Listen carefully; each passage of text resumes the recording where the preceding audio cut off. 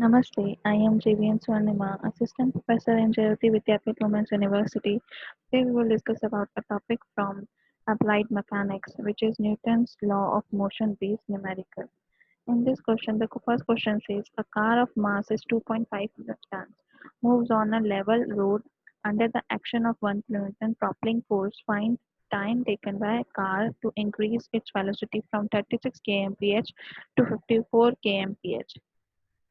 तो अब हमको यहाँ पे क्या गिवन है, मास ऑफ कार गिवन है 2.5 टन, प्रॉपलिंग फोर्स गिवन है 1 किलोन्यूटन, इनिशियल वेलोसिटी गिवन है u इक्वल टू 36 kmph। इस kmph को मैं मीटर पर सेकंड में चेंज करने के लिए 3.6 से डिवाइड कर दूंगी, तो मेरे पास 10 मीटर पर सेकंड वेलोसिटी इनिशियल वेलोसिटी आ जाएगी। फाइनल वेलोसिटी क्या है, मेरे पास 54 kmph है, इसको भी मैं 3.6 से डिवाइड कर दूंगी, तो मेरे पास 15 मीटर पर सेकंड में वेलोसिटी आ जाएगी फाइनल।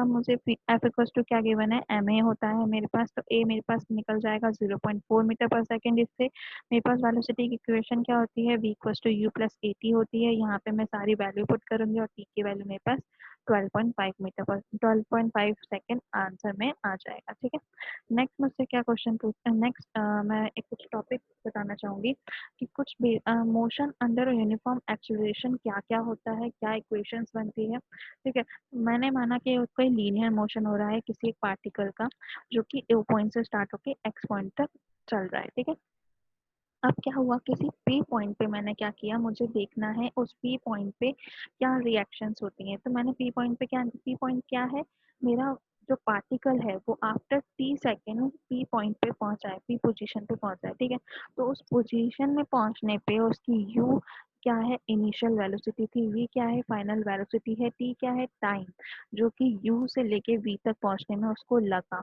ए क्या है, यूनिफॉर्म पॉजिटिव एक्सेलरेशन है, और एस जो है डिस्टेंस ट्रेवल करी है जितनी भी उस पार्टिकल ने टी सेकेंड में। ठीक है, तो अब अगर मैं सबसे पहले बात करूं कि मेरा इनिशियल वेलोसिटी क्या थी, यू थी, वी पॉइंट पी पॉइंट तक पहुंचने के लिए उसमें कुछ ना कुछ वेलोसिटी इंक्रीज हुई होगी, वो इंक्रीज क्या हुआ, ए टी की फॉर्म में इंक्रीज हुआ। ठीक है, तो मेरे पास फाइनल वेलोसिटी कितनी हो गई, v equals to u plus a t हो गई। ठीक है, एवरेज वेलोसिटी का फॉर्मूला क्या होता है, u plus v upon to.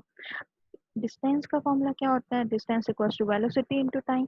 Velocity मेरे पास क्या है, एवरेज वेलोसिटी है, जो भी डिस्टेंस ट्रेवल किया उसकी एवरेज वेलोसिटी मेरे को पता है, मैं क्या करूंगी, उसको टाइम से मल्टीप्लाई कर दूंगी। ठीक है, अब यहाँ पे क्या करूंगी, v की वैल्यू मैंने यहाँ इक्वेशन में निकाल रखी है, v equals to u plus a t है, तो मैं वो यहाँ पे पुट कर दूंगी, तो मेरे पास s की इक्वेशन क्या बन जाएगी, s equals to u t plus half a t square, ये मेरी सेकेंड इक्वेशन हो जाएगी।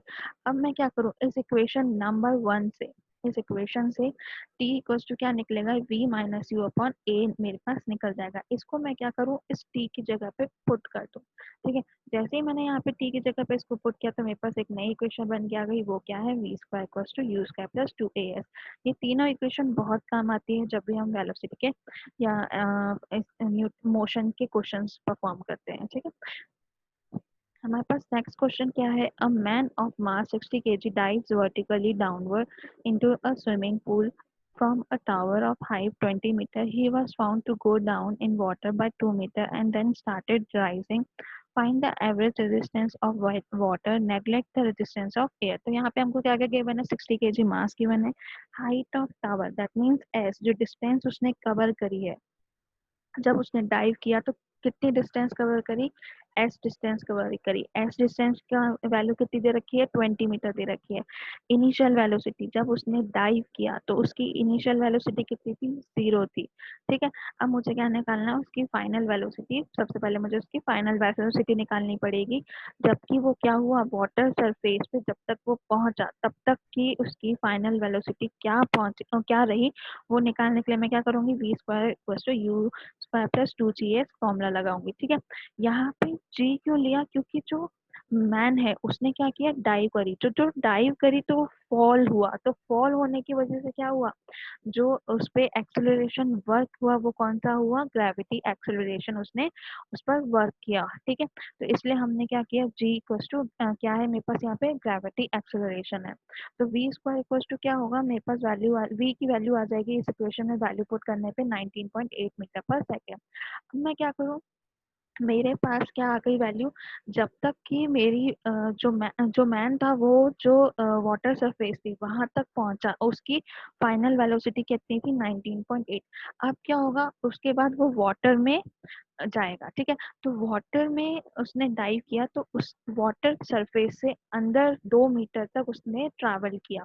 तो उसकी इनिशियल वेलोसिटी वाटर सरफेस से उसकी इनिशियल वेलोसिटी यहाँ पे कितनी थी, जो मेरी फर्स्ट केस में जब उसने डाइव किया उसकी फाइनल वेलोसिटी जो थी वही इस केस में जब वो वाटर में अंदर एंटर कर रहा है उसकी इनिशियल जो वेलोसिटी है वो हो जाएगी। तो u इक्वल टू मेरे पास क्या हो गया 19.8 मीटर पर सेकेंड हो गया, s इक्वल टू 2 मीटर हो गया।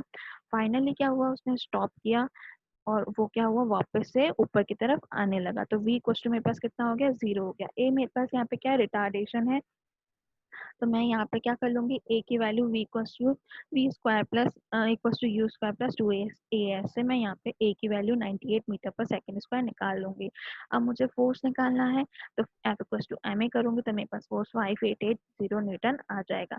नेक्स्ट क्वेश्चन कहता है कि at a certain instant of body of mass 10 kg falling free under the force of gravity was found to be falling at rate of 20 metre per second, what force will stop body A 2 second B 2 metre, ठीक है। तो mass of body यहाँ पे दे रखा है 10 kg, initial velocity हमको 20 metre per second दे रखी है, और फाइनल वेलोसिटी क्योंकि बॉडी क्या हुई यहाँ पे स्टॉप हो गई तो v इक्वल टू 0 हो गया। सबसे पहले मैं क्या निकालूंगी, 2 सेकेंड पे क्या मेरा फोर्स रहा वो मैं निकालूंगी। तो v equal to u plus a t होता है।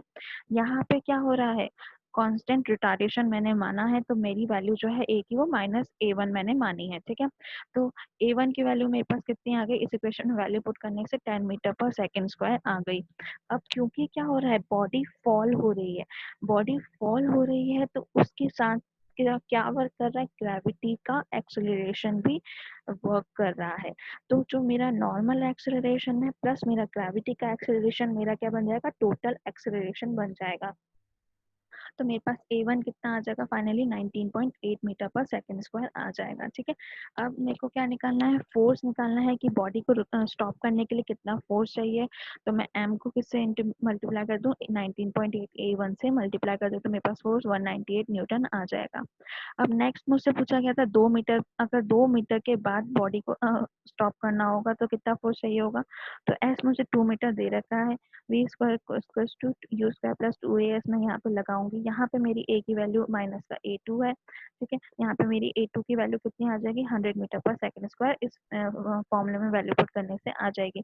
यहाँ पर भी सेम, क्योंकि क्या हो रहा है, फॉल हो रहा है तो मेरा जो एक्सेलरेशन है वो a2 प्लस ग्रेविटी एक्सेलरेशन होगा, यानी 109.8 मीटर पर सेकेंड स्क्वायर मेरे पास फाइनल मेरा एक्सेलरेशन हो जाएगा।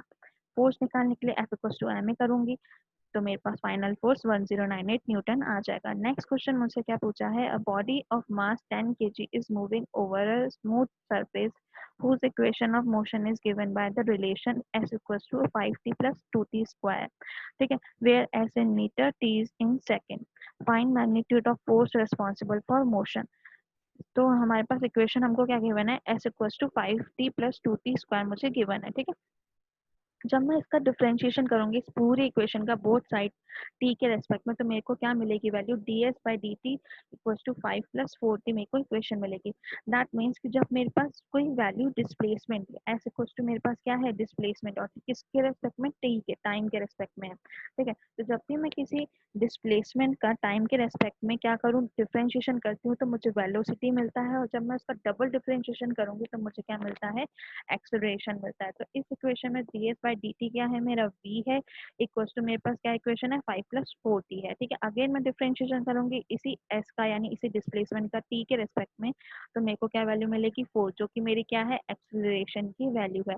अब मुझे फोर्स निकालना है तो एम ए से वैल्यू पुट करूंगी एम ए वाले फॉर्मूले में, और मेरे पास फोर्स कितना आ जाएगा, 40 न्यूटन आ जाएगा। I hope you don't have any query in this session, but if you have then please mention it in a comment box. I'll resolve it. This session is powered by Digital Version 2.0 Charity Vidyapeeth Women's University. Thank you.